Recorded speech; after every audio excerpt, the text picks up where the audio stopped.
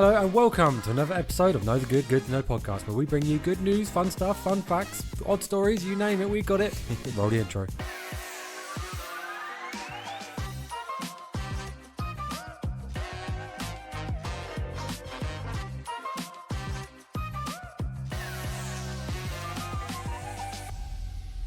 Welcome back. Man, you're so quick on Another week, another podcast, episode 22. So quick with the intros. I know. Just rattling through them now. Well, you know, 22 episodes. No use wasting time, eh? No.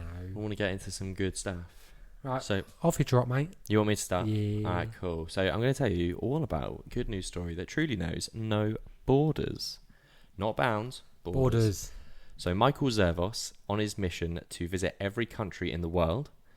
While that does sound like an incredible feat on its own, that alone is not why his journey is How many special. countries are there in the world? I want to say something like 100. We've said this before. 182 visitable countries, I think. I should have looked this up, really, shouldn't I? Yeah. I'll go. You crack on. I'll have a look. So, as Michael is out, not just to set a Guinness World Record, because he's trying to visit all these countries under allotted time. I think it's under a year. He is doing it for the betterment of humanity, because he intends to hear and share the happiest moments in people's lives from every corner of the globe. Oh, so he's going to take like a... Yeah. 195, by the way. 195. Yep. Oh, that's less than I thought it would be. I thought it would be way more than that. He's called it the Project Cosmos. It's a very simple idea, basically capturing the moments of joy from people in different countries. He reminds us of our shared humanity, which is a cool concept, which I think, when you think of it on the scale that he is looking at it from, how everyone has a happiest memory, no matter how small, how big, that sort of stuff. Everybody can... Yeah. It's like a weird sort of conglomerate between every human being, I guess. Does he like vlog this stuff? Yes. Yeah, I'll get into it. So far, Michael has visited over 100 countries. He started in January, just gone. If you think I'm well travelled, this guy is way better than I am. He would have completed it, right? Not yet. No. He's still going. I'm saying he'd have completed travelling. Oh, he's literally completed. I see what you mean. Okay, he would have completed it, mate. He's visited, like I said, he's doing it within a year. He's gone from Asia to Africa to parts of Europe. His passport is literally running out of pages. The guy's got so many stamps, it is unreal. What happens when you run out of pages? I think you have to get a new passport. Really? You must do. Nah. Either that or they just start stamping on stamping. I'm Googling it. We need a little researcher in the corner just so they can hit us with That's Jack. That was Jack's job. Yeah. We'll get him in eventually. So during his travels, he curates very heartfelt but brilliantly shot videos which are posted on his Instagram. One of the stories Michael was told was a very nice lady by the name of Sam in Brunei, who shared her happiest moment was when she recalled doing a simple act of kindness by buying a hot chocolate for a homeless person, only to have her favour returned to her later when he waited at her stop on a train. She was getting a surprise. He basically surprised her with a hot chocolate, and he said, "Oh, I purchased this earlier," and they sat down and had a really nice, long chat about life. A second story was Paloma and Scott from Madagascar. Love a bit of Madagascar. Whose happiest moment was when they were in a place called Antibes during the winter, where this is where they shared cookies, sweets, toys from with some orphans, which to them seemed insignificant, but for the people and the actual orphans themselves was a really big thing. And Paloma followed it up with, "It's better to give than receive," which I think is a pretty good word to live by. Yeah. So these stories from people are, like I said before, a reminder that happiness means a lot to people and can come from literally anywhere, and for some unlikely reasons or places as well. In the case, nearly every country around the world, or in this case, nearly every country around the world. Yeah, it's cool to see how people get their happiness from different... It's such a simple understanding, like you said, because some countries may be a lot poorer than others. Yeah. So they have to find happiness maybe in a different way. Yeah. So it's good to see if there's like a link between happiness overall as well. Yeah. Like if there's certain things, no matter what your background is. Yeah. Is there like a common thing? That'd be cool to know. That would be quite interesting to hear if there was like a common link. No matter how rich you are. Yeah. How much you have or whatever. There's something out there. Is there something out there which is like linking people together? I mean, I bet most of it's laughter. Yeah, that's true. It could be that. It would be a really easy one, I guess, to sort of have a really happy memory about and have a memorable memory about it. But yeah, no, it's such a sick concept. So apparently in his original videos, he used to ask, what makes you happy instead of what is your happiest memory. He soon realised that the best stories came from what is your happiest memory. Makes sense. This even led to stories from a village chief in Zimbabwe who recalled the time that he hosted an international travellers event sort of thing, playing them music, dancing, having a celebration, which apparently made the international travellers trip way better than what it would have been. Yeah. And he's a chief in Zimbabwe, so of a tribe cool somewhere. Experience for the travellers. Oh hell yeah! But this guy said it was his happiest memory, which is really nice to sort of hear, I guess.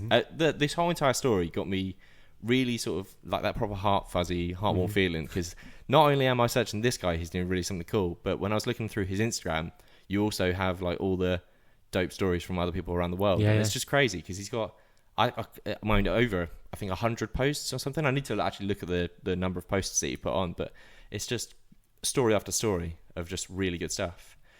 Although he has got a long journey ahead of him, as he's still not finished. Like I said, he started in January. He's up until now. He has yet to visit North or South America. Nothing is going to slow him down, though. He's on his ongoing mission to get the World Guinness record for the shortest time travelled around all of the countries and getting happy stories to share out on the way. I did get in contact with him. So this was what you looked at earlier with the little smiley face. So I got in contact with him via Instagram. I DM'd him over Instagram. He's got 15,000 followers. He's quite big at the moment, but he's humble enough to get back to me. Did he respond? Yeah, he did. Oh, nice. So for the listeners and you, for that matter, I wanted to get into contact with him, like I said, and I asked him what makes him happy. His answer was his journey so far, which fairly obvious. Yeah. It's understandable. He started, like I said, in January. This is how I found out, and he's obviously not finished.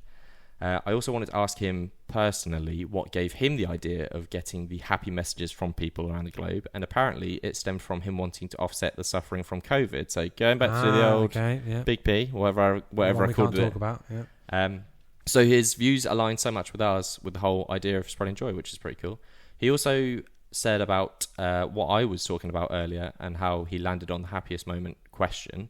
And he said that he liked that it turned each interviewee into a storyteller. Mm-hmm. So he was sort of getting them to come out and actually have a real good think about what they were thinking. That's cool. And last I asked him if his experience up until now has changed him as a person, or has he always been a positive beacon of like sort of hope and stuff. And he said he feels like it has changed him, but he's not sure how yet. He can feel it, but quite can't articulate how it's changing him, basically. So I think it's that's very cool that he had a conversation with you. Oh yeah. I mean, can I send you a handful of stickers and you take them running? Oh my god, that was such a good idea. I don't know if he's done the UK yet. I should have really asked him if he's done the UK and if we could meet up. That'd be so cool to meet up with him. Dope. But I mean, you never know. He might have done. You're going to Iceland. You might meet him.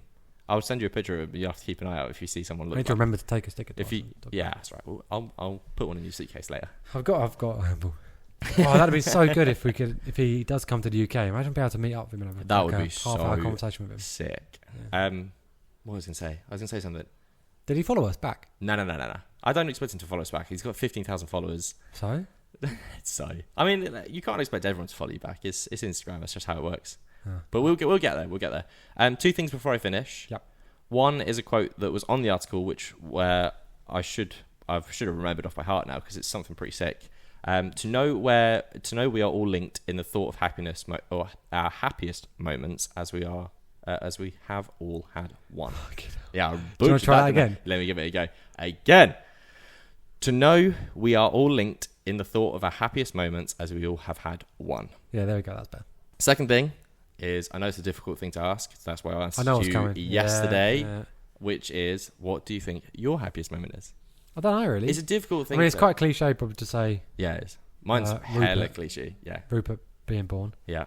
But if that is genuinely the happiest moment of your life so far, then why? I'm sure there's others which are up there, but cliche or not cliche, it's still a happy moment. Yeah, I'd probably say that. Yeah. Mine was hella gooey. I asked Becca as well, and Becca couldn't think of anything. I said what? I didn't ask her to marry me. I thought maybe this is the new happy thing. I imagine. No, I asked her what her happiest moment is. She said, I don't think she actually answered. Locking eyes at you at co-op when we first met. Adorable. No, well, weirdly enough, mine was my first kiss with Becca because I turned into like a proper little giddy school kid. Like, because we were young. We were, I say young. I was like, I think I met her when... I wonder if you were as gammy 10 years ago, so I'd have been as like... you are in real life, like your mouth. Like. Probably, yeah. It was probably the worst kiss ever, but for her. But no, I What did she say? She didn't ask, I don't think. I can't remember. Which, I understand, It's because I asked her on the question. spot. I literally asked her on the spot. I said, what's the Even happiest moment sitting in there your and life? thinking about it, it's difficult. I mean, it's easy for me to say, like, oh, when Rupert was born, because it's like a big thing. Isn't Yeah, it? it's an And then, easy like, thing when we get married, click like, to. oh, when we got married. Mm-hmm. But, yeah. Yeah, but... There's always going to be, like, loads of little accumulation of little happy moments. Yeah. Which I guess you just forget about in the moment. I don't know. Yeah, good question. It is a good question. It's a good question. I suppose milestones stick out more because obviously they're more memorable. I'm going to put that as a question on the old what? Spotify thing.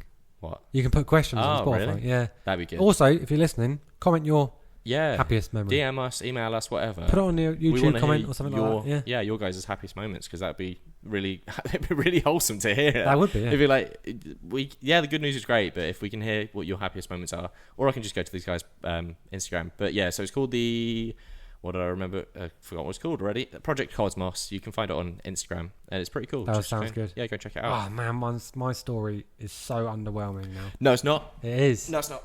It's about Pokemon. Pokemon. Oh, you got your Bulbasaur socks I on. got my Bulbasaur socks Oh, on. what have I got? especially Hang for on, this. bear with me. Sock check. I've got Pikachu on. Have you actually? Yeah, I have. Yeah, that's jokes. Sock check. It's so underwhelming, but it's because it was Pokemon orientated. I was reading and I was like, ooh, and then it made me bring on something. Anyway, Ooh. I'm rambling for the sake of rambling. That's right. I'm embarrassed to share my story. Don't be after that, 'cause That was embarrassed. so wholesome. If it made you happy, that's It's fine. Pokemon. You know. Yeah, me. no, you are proper into it. So a man was shocked to discover his Pokemon card collection is now worth $5,000. Well, I mean that's still pretty good. You can put a positive spin on that. So a couple was left stunned when they discovered that the husband was sitting on a small fortune thanks to his childhood Pokemon collection, Hell yeah. which I'm sure so many people out there don't realise that they're sitting on a huge collection. Do you know what's really And sad? it's so annoying, right? If there's a guy... Okay, I'm going to bring the mood down a little bit here. Yeah, I'm sorry. that's right. I'm going to join you. There's a guy called Mark French, Mm-hmm. right? If he's out there, I'm going to find him. Has he got your Pokemon cards? When I was younger, I'm telling you now, he has. I was gutted. We had so many, like a whole. We were like, must have been, you know, Daryl, obviously Daryl, Proper family one. friend. Yeah, yeah. And there's me, him, and Mark French, and we had just like a accumulation of cards together, sort of thing. Like we Okay. were growing it together. All right. And then he moved away and took them all. Do you know what's really funny? Daryl's dad. Well, is it? No, not his biological dad. His stepdad, His stepdad. Andy. Yeah, Obviously our friend Logan. yeah. I remember as kids, Logan's Pokemon cards used to get put in his safe. Really, He wasn't allowed to touch them. fair play. Pokemon and Yu-Gi-Oh cards, because his Right. dad knew the He knew it value was of what coming. they were going to be.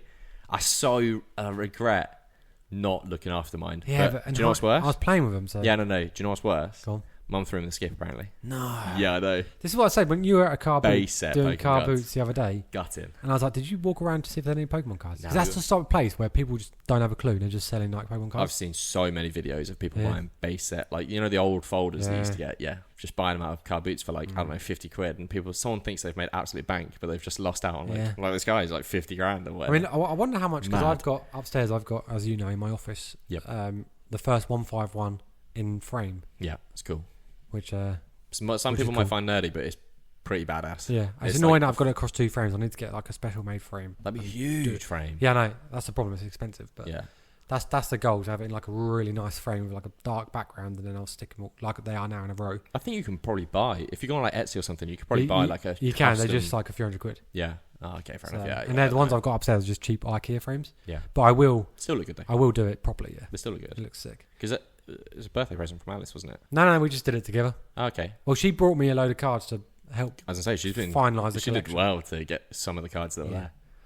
So, but yeah, back like I said, Back to the guy. back to the guy or this couple. So, Madeline Bryce and her husband Juan Pardo, I love that name, are both 1 year either side of 30, meaning they were both born bang in the middle of the emergence of Pokemon within the US, which took the toy and video game market by storm and never let up. Every time I hear And it's it. even bigger than that. Yeah, I mean, every time you say the word Pokemon, all I hear is the start of the theme tune. Pokemon. Yeah. So I want to go to. So I was watching a traveling vlogger on YouTube called Mashtag. Mhm. It's a bit laddie, but he's a big Pokemon nerd, and he went to Japan and he went to the Pokemon shop, and I was like, oh man, I've got to go there. Oh, For what, that the purpose, Pokemon right? Center. Yeah. Have you seen it? Yeah. Have you ever, like, yeah, I suppose you would have seen Yeah, the I video. saw it in the video. Yeah, Yeah. it looked nuts Yeah. in there, especially Like- the Japanese one. Although he went to buy a 151, they've just released I say just released a year ago maybe. The 151 The box. one, Yeah. yeah.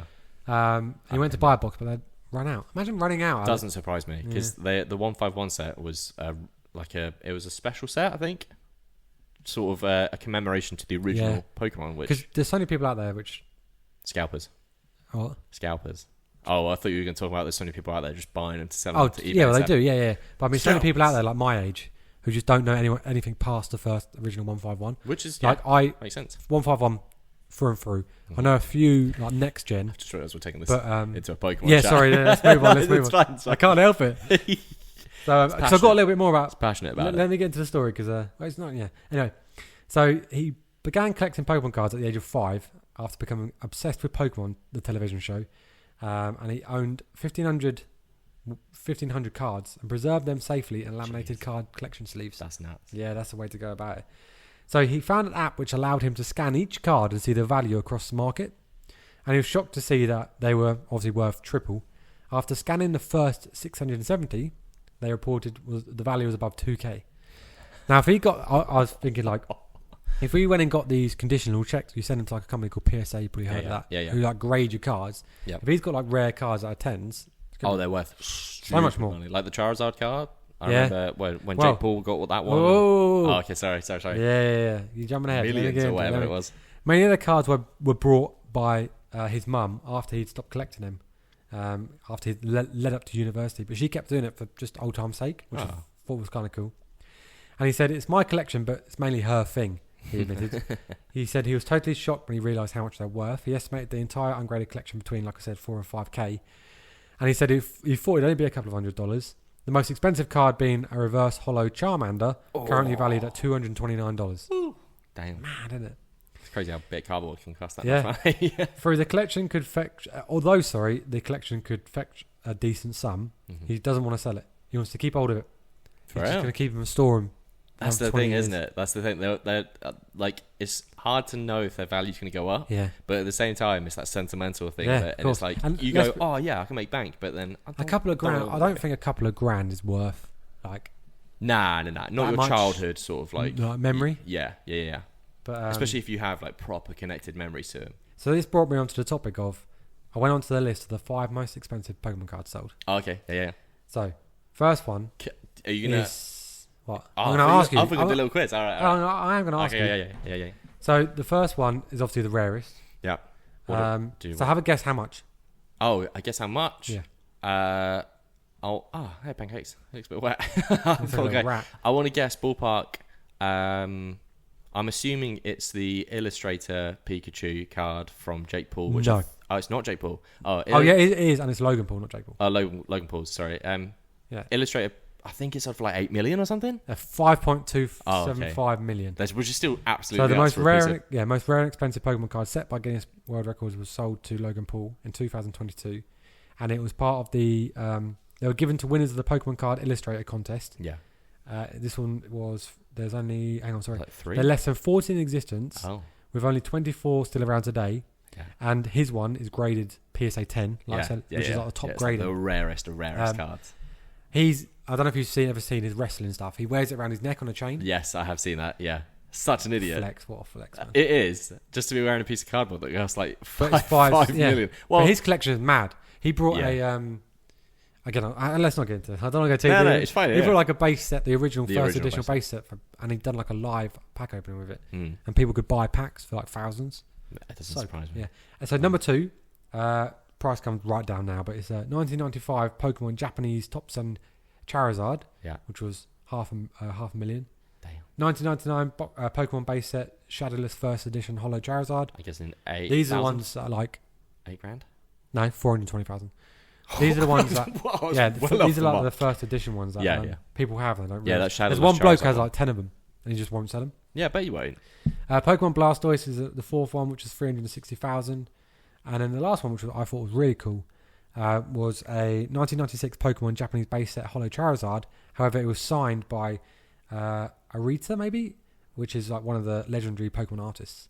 Oh wow, that's pretty dope. Yeah, that's cool as well. That's cool. 324,000. Jeez, it's mad. Awesome, but mad. It's crazy, isn't it? It really is. Like, It's such a crazy concept to think that like something so trivial could be given so much value because of the fandom and because of like that nostalgia aspect of being a kid. Yeah. I suppose anything like you see like plastic toys or like Teenage Mutant Ninja Turtles and stuff can be like worth stupid money because It's just. does it make? We had that conversation ages ago. What would you do if you could turn back time? One of the things would be look after my Pokemon cards. Well, no, it wasn't even that. It was buy like the booster boxes off some random guy in the street and stuff. Like $20. It looks like I'm selling 20 grand in my hand here. Yeah. So that was That's awesome. not really a fun story. It was a fun story more than a good news story. Nah, I mean, yeah, it's fun. It caught my eye awesome. because you know me. That's so sick. Yeah. That's a proper like us sort of story. So we're like, let's talk about some Pokemon cards for a bit. We could have gone on forever there as well. Yeah, I could easily just chat about Pokemon cards. Right, shall we move on to Hero of the Week? Hero of the Week.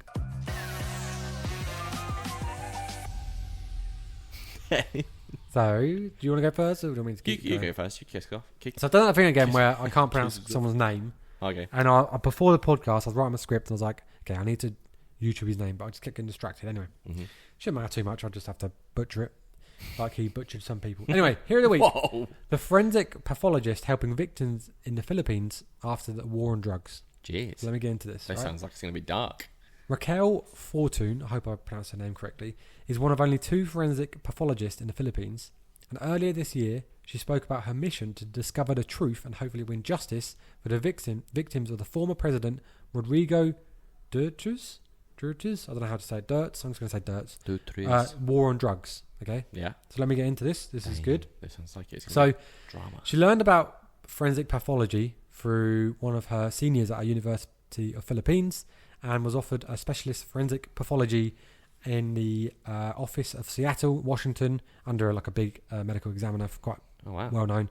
To her, this was difficult because she had to leave her 3-year-old daughter for the time. But following the 1-year training in Seattle, she returned to the Philippines in 1995 and has since been consulted in various cases, one of them being the Ozone Disco Fire, which was one of the biggest fires in the Philippines, leaving 162 people dead. It was like a nightclub in 1996, so she was part of that. Jeez. Her current crusade came through unlikely circumstances. However, the victims of Dirt's crackdown. So basically, the Prime Minister's crackdown was a war on drugs, right? Yeah. So it was referred to as a war on drugs when he took office as the president of Philippines in June 2016. He took an aggressive approach to campaign targeted drug dealers and users, resulting in thousands of deaths. Jeez. Officials' state reports say 6,000 suspected people were killed in police operations. But human rights groups argue that this number is considerably higher, including many unsolved killings. And the campaign has faced substantial criticism both domestically and internationally for alleged human rights abuses. Yeah, so I bet someone drastically fudged those numbers. Question. So his campaign. When are you going to spin this into a positive story? Oh, no, that sounded so dark. I've got to give you the background to what she's doing good, right? Yeah. So the reason she's doing it is because of that. Yeah. Okay, so she's come along.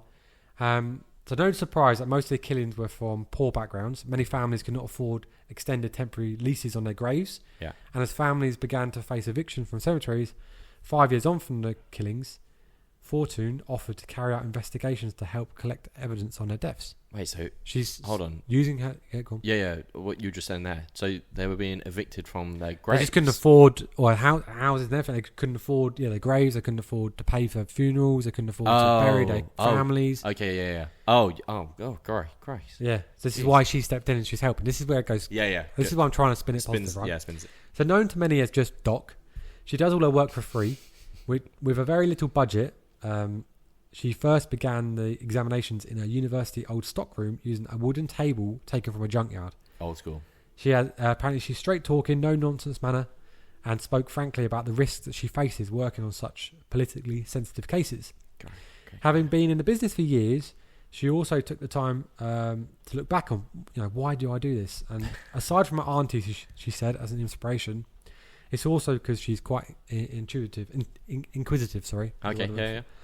But what she does is she is helping with all these remains, just trying to identify the actual real cause. Has got some work to do. Yeah.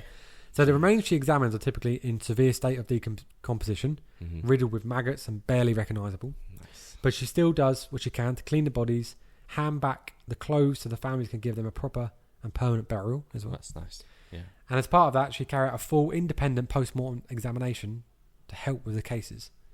So during a recent case, she found serious I can't pronounce this word. Found serious irregularities. Yeah, that's what.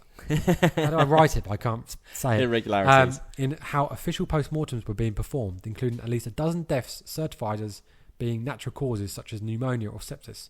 However, this wasn't the case. There were shootings by the Bullet wounds police and stuff. Yeah. So she was trying to get justice for these people who couldn't afford to do it. That must be so she's doing a crazy ass job trying to. Yeah, it must be so difficult though for the body to be in such a state of decay to be able to. Bones talk though.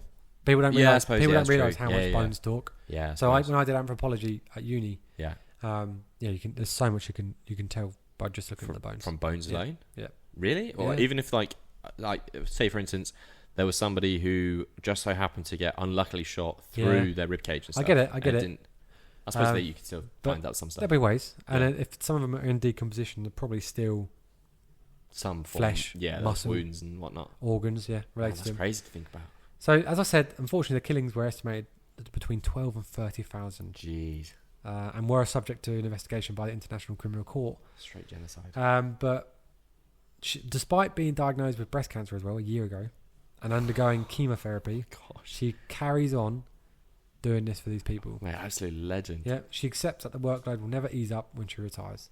Or before she retires. I was going to say, yeah. If she retires. She's going to be going and going and going. So, it was a bit gloomy to start, but the point of the hero of the week was a shout out to this lady, Raquel Fortune. Again, us and our pronunciation is never right. But she's going crazy above and beyond to help people in the Philippines to get a proper burial, to support the cases. I suppose it's closure as well. Yeah, major closure and justice for all those people that have been killed. Yeah. Unfortunately, we had to get there by going through the dark, but she's trying to create some light for families. So I wanted to shout her out. Don't dwell on the gloomy aspect of it. Just dwell on how amazing job she's doing. Yeah, how much work she's doing to do this. It really annoys me that I don't have a specialist in something. Like, I know it's something small. Like, I don't know. You can ask your mate. What do you mean? So like my stepdad, for example, he's a carpenter. Mm-hmm. I'm like, can you just quickly do this for me? Yeah. I have nothing to give back. I have no skills. That's why we're doing a Good News podcast. This is all I can offer. Now you've got something to give back. Because you understand, like, if you had a specialist in something which was like in demand, or you could help people, architectural drawings. Wink, wink. Yeah, I mean, a stretch. A stretch. What do you mean? But I mean, I get it. You can help people, but I mean, it's not like you can't go to an old lady like, "Oh, do you want some drawings?" Yeah, that's true. Oh, okay, yeah, I see what you mean. But if you had something you could offer, like, there's no. A room was a mess, you need painting, or I don't know, just something small like that. Yeah. I wish I had something more to offer. Something that, to impact someone's life in a more beneficial way. That's why I don't like people doing me favours, because I can't give anything back. Yeah. That's not a bad thing, though. I mean, there'll be ways that you could give something back, even if it's small. Okay, so that's my hero of the week. That's really awesome. I love it. Man, that was a good one. Yeah. That's really good. Yeah, thanks. That's really good. My hero of the week is Zoo Patrol UA. So Ukraine's life-saving shelter for animals. Why did you say it so weird? I don't know. Zoo Patrol UA. Zoo Patrol UA. Ukraine's life-saving shelter for animals in wartime. So this week, my entry for Hero of the Week is not just a person, but an incredible organisation that's been making a world of difference for our four-legged friends in Ukraine. Yay. I was about to say Ukraine then. Oh my God. Wait, what did you say? Ukraine. But I would have said it Ukraine. I used to say Ukraine. I said it when Jack Campbell was here. Zoo Patrol UA. Because he agreed with me. He said the same thing. Yeah, he goes, I've pronounced places wrong as well. And I can't remember. You get clapped back. People come back and like, it's Ukraine. Back. Yeah. Zoo Patrol UA is a one-of-a-kind animal shelter that goes above and beyond, even during the toughest times of war. It all started when Ukrainian film producer Dmytro Ruvnik, an animal lover, began rescuing pets left behind in locked apartments. So many as well. Yeah, man, it must have been bad. That makes me sad. As people fled the capital during the early days of the war. As the crisis escalated, so did the need to help these animals, not only abandoned but injured by the chaos of war. Can I ask you a difficult question? Okay.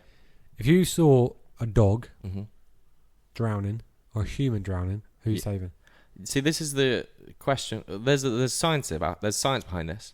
No, I don't care about the science. I want to know what your answer would be.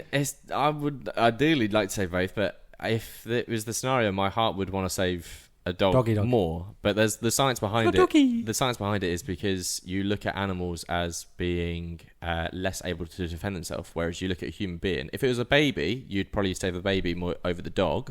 And if it was a grown-ass human or man, woman, whatever, you'd probably say the dog over the human because I think I'd pick a dog every time. Yeah, unless it was something a weird I knew. concept. It's so weird how our brains go to it. But there was a story that I read ages ago about even a mafia. I think he was a mafia boss in America somewhere who had basically an animal shelter. But he was also a psychotic murderer and he killed all these people. But they did a scientific study on why he was so compassionate. Compassionate about animals, and it was the aspect of these animals couldn't defend themselves and they needed to be looked after. And it's funny how we say this, yet we eat meat. Well, yeah, it's true, but obviously... Let's not get into that. That's a debate in a debate. She's going to come and find me like, you what? You were talking about being vegan on your podcast. Back to the Dmitry Rivenek. Yeah, so his love of animals began rescuing pets left behind after locked apartments. As the crisis escalated, so did the need to help these animals because of the whole injured and chaos and stuff. So this is when Zoo Patrol UA was born. So since then, Dimitro and his team of volunteers, many of them from the film industry, funnily enough, have been working tirelessly to rescue animals in need. They created a system of patrols. They respond to They respond to calls for help saving dogs, cats trapped in dangerous situations. And with their own veterinary clinics, including a state-of-the-art infectious disease centre treating animals with complex injuries from shrapnel wounds to broken bones. Oh, bless them. So they're doing quite a bit. But what makes Zoo Patrol UA truly special is how they've built a European-style shelter with heated floors. So these dogs, sounds dope. These animals get looked after. Yeah, warmy paws. Yeah, it's like making it so there's no cold paws, even during the harsh Ukrainian winters. They've rescued over 1,000 animals, rehoming many across Ukraine and even as far as Paris. So they're going... Nice. I think I remember the story I did about the guy in the Philippines who did the similar dog stuff, but obviously he hasn't gone as far as these guys have. Nice. But thanks to their extensive network of influencers and journalists, they've spread the word so far and wide about these animals and their care. In a war-torn country where so much has been lost, Zoo Patrol UA is a beacon of hope for both animals that they save and for the people who actually adopt them. So, nice. Which is really nice. That's amazing. I know our friends just got a puppy, and a lot of people... Jack, yeah, of course. A lot of people weirdly frown on getting puppies over rescuing dogs, but we're in the UK. I think Wood Green, because me and Becca visit quite a bit, not to see the dogs, but just to drop stuff off. I think they get adopted quite quick by the looks of things. Yeah, I believe I do. Yeah, they get reserved quite because their cattery is usually like. I mean, it sounds bad because there's lots of pets that go in there and get taken out again straight away. But we both Pancake and Beans are both. Are they really? Yeah, well, Pancake. Somebody was selling them on Facebook because she can look after him, sort of thing. No, they had dogs and they didn't get on or something like that. Oh. And then Beans, somebody put on Facebook about. I think I've told this story before. Someone put on Facebook about. They've just been kicked out of their flats. They need somebody to look after Beans for just a few weeks. And then after a few weeks, they just weren't messaging us back. And we're just like, right, we're just going to keep her. So we just kept her. As if, no way. Yeah. So, you've basically got 2 rescue cats. Yeah. As if. Dmitry Rivnik and his team have shown extraordinary kindness and commitment, proving that even during war, there can be some glimmers of hope. So this week, we salute Zoo Patrol UA as one of our heroes of the week and their incredible work in rescuing, treating, and finding homes for animals in need, and bringing a bit of warmth to their little paws. Little paws, warm paws. But yeah, that's a good one. My hero of the week. Oh wow, we had some good heroes this week. So quick. We did go for that quick. That was what's time are we on? We're on 33 minutes. Are we really? You know what time it is, mate? You know what time it is. Oh, I know what time it is, boy. Wow, that's good to know. That word sounded weird. That song. Why did that sound? In my head, oddly sensual. I know. In my head, I had something good going. It even came with a drum roll. Anyway, let's get into the facts. O.J. Simpson. Do you know who he is? Yeah. Good. O.J. Simpson was originally cast to play Terminator, but the studio was afraid that nobody would buy him to be a remorseless killer. That's a dark fact to rip into a good news podcast. This is a good one. Okay. 20% of office coffee mugs contain fecal matter. Fecal matter? Yeah. That's gross. Why are you bringing such bad news facts to... It's good to know. Next time you pick up a mug. Oh, yeah. No, bring your own mug. Don't share mugs with people in the office. I literally thought you said don't shit in mugs. I literally thought you said that. But you said don't share mugs. Don't share mugs. Bring your own mug. Wash your own mug. Wash your hands when you go to the toilet. Yeah, just start there. Such a simple thing to do. And don't scratch or anything. So, 2/3 of people on the earth have never seen snow. which is crazy. Whoa, but I think yeah. So Callum and Ash, they're both listening. I'm pretty sure when Ash moved over, she saw snow for the first time. I bet she was absolutely Yeah, because she made Callum go out and build a snowman and stuff. Oh yeah, I remember the picture. Yeah, I think he put it as like his Facebook picture. Yeah, he as did. Well. He did. Yeah, that's so weird. Yeah, that's a weird thing to think about. Yep. Yeah, I suppose when I might be wrong. Correct me if I'm wrong, Ash, but I'm pretty sure that was the first time. That's weird. Yeah. So move Interesting back. Stuff to know. Move back and enjoy the snow. Move back. Anyway, come back to the come UK, back. where it's unfortunately raining most of the time. So there are more vacant houses than homeless people in the United States. I mean, that's depressing as hell. That's dark. Why are you telling me this? Damn, I've brought the darkness. You've proper today. brought it down. I'm so sorry. I know there's some crazy stuff in America though. There's some really crazy like shanty towns and stuff. They've been popping up all over the place. It's crazy to see people. I watched a documentary of a guy driving through one. And actually, to be fair, to put a little bit of light-hearted thing on the situation, some guy built the White House out of cardboard boxes. Really? It looked nuts. Did he paint it? Yeah. That's sick. It looked mint. Like, it was huge. Like, on the side, basically on the sidewalk. I think it had an upstairs. I literally watched everything. Olympus Has Fallen yesterday. Okay. Such a sick film. Jared Butler. Yeah. And I watched London Has Fallen today. That's not as good though, is it? I don't think. It wasn't as good, no. But they're easy watches though, aren't they? Yeah, they are. Yeah. I like Jared Butler as well. He's a good actor. But yeah, to put a light-hearted thing on your situation. Nice. I'm going to see if I can find the video. I'll show you. Okay, it would take over 1,000 years to watch every single video on YouTube.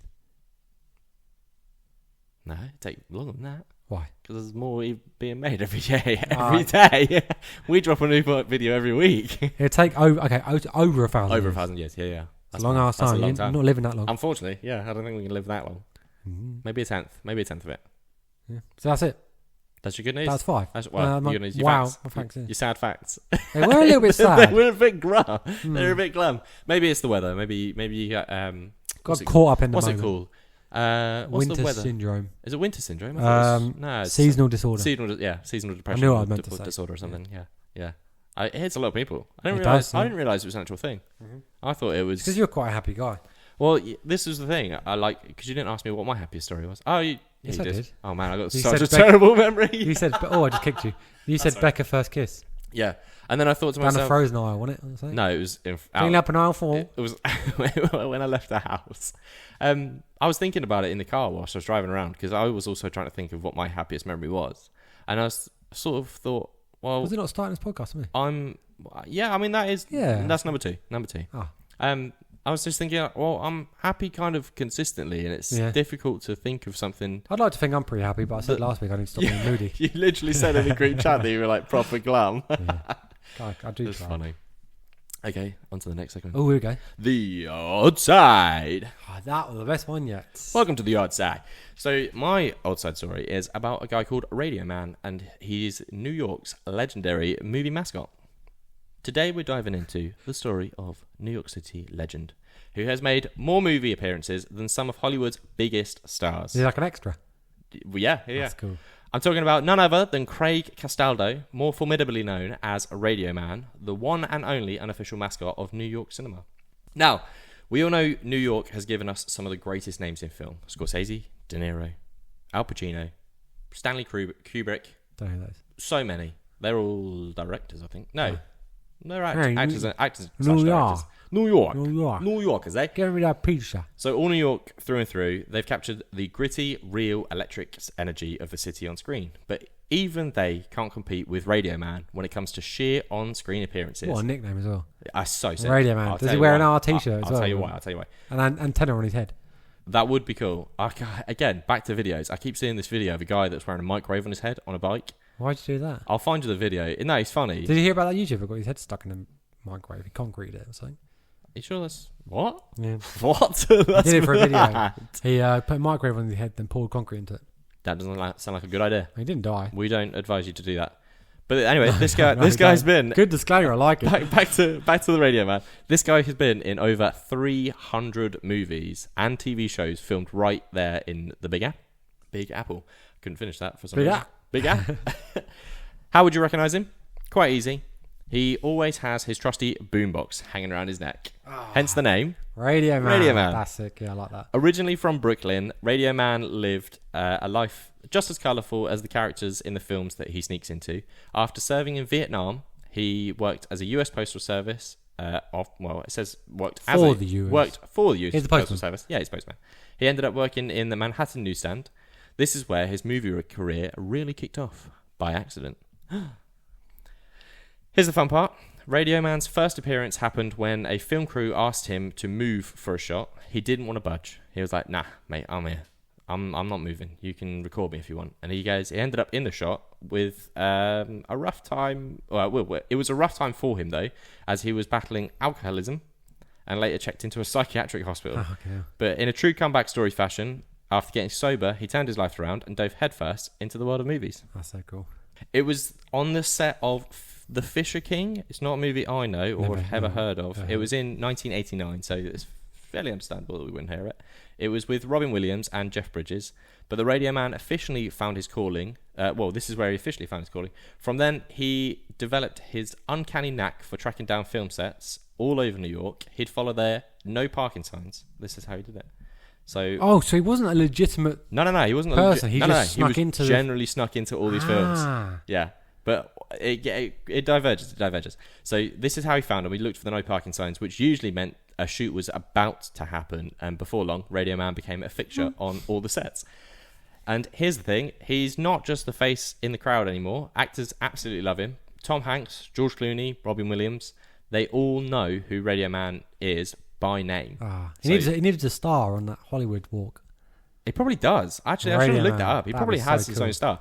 He got a cameo. He literally gets a cameo wherever it's possible.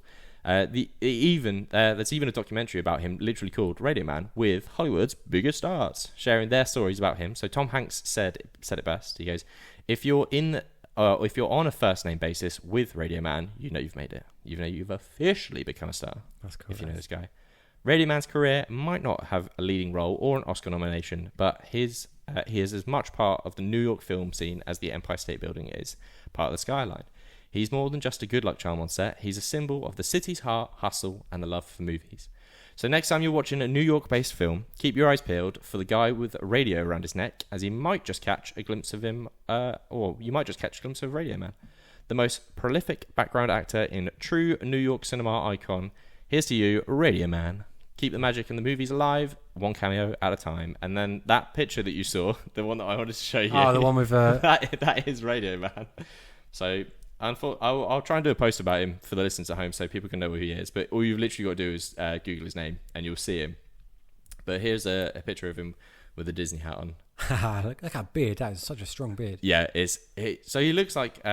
he reminds me a little bit of the guy out of Home Alone. This is where you tell me you've never seen Home Alone. Yeah, I've seen it, yeah.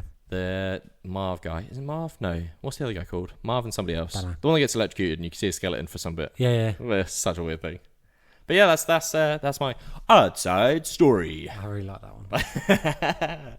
But yes, that is us for another week. How have we done so quick? I'm going to Iceland tomorrow. Oh, okay. Let's have a little chat about that. Because we already chatted about it a little bit. Have you got an itinerary yet? Yep. So Alice, obviously, being the organised one, has sorted it out. So we're going to get there. We're going to go to a... really famous landmark and put a load of stickers up. No, we're going to... Oh, my God. Go to a really famous landmark? Lagoon. Sky Lagoon. You Not the Blue Lagoon, the Sky Lagoon. You can't put stickers on a lagoon. No. It'd be a bit difficult. Float around. And then we're going... Saturday, we're just driving around the south coast, going to like waterfalls and cool spots. And then Sunday, we booked whale watching. So that's pretty cool. Fingers crossed. Everybody pray for me. Try and put a sticker on a whale. That we see a whale. We might not even see any. That's the scary part, right? That's the hit and miss thing with whale watching. We've got to try. So if you're in Iceland and you're listening to the podcast and you happen to know what Ryan looks like, go and tap him on the shoulder and be like, here's good news. Although this won't be released on Monday and I'll already be home. Good news story. Oh, okay. Actually, I'll be flying home, yeah. Oh, okay. So I'll be editing this podcast on the plane tomorrow, which will keep me busy. Good fun. Good fun. Right. Good fun. That's us for another week. Thank you for listening. If you found us enjoyable and listening, please share us with your friends and family. We like to spread the good news far and wide and cool stories like we just heard today. From Pokémon to a war-torn animal shelter in Ukraine. Animal shelter to a guy traveling around the world talking to everybody he meets and asking them what their happiest memory is, just to show that we're all connected as human beings through our happiest memories. Exactly. Help us grow this podcast. Let us try and continue this growth. Keep everyone happy. Keep everyone listening to the good news. avoid that negative news, which I tend Yeah. to share some random reason. No, we We want to can also see our positivity. we can also see our posts and things we talk about on Instagram and TikTok at KTGGTKpod. Get some good news for those eyes as well as them ears. If you're feeling particularly happy, please share your own story at KTGGTKpod@outlook.com and we'll use it on the next episode. Don't forget to share or comment or something your happy memory, your most happy memory. Yeah, DM us if you have to. DM us or leave a YouTube comment. or Instagram, whatever. TikTok, whatever you want to do. And We'll as pick up. always, episodes released every Monday. Look us up on our socials. Stay engaged. And most of all, stay positive. Say positive.